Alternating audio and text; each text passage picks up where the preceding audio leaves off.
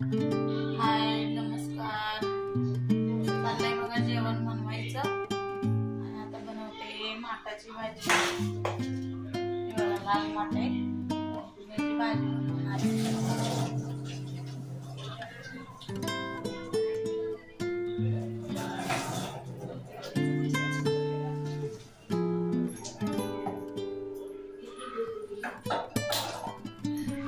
भाजी टाकून घेतली मस्त. त्यात नमक टाकणार आहे, मिरची लसूण टाकली. आणि तुम्ही काय टाकता ते पण सांगा. मी काही जास्त टाकली नाही, मिरची लसूण टाकते लाल माठाची भाजीला. तुम्ही कोणी टाकतात शेंगदाणे वगैरे असं कूट टाकतात. आणि दूध गरम झाले, भात आहे वेळा भाकरी करायची त्या दोन बघा. भाजी बनवते.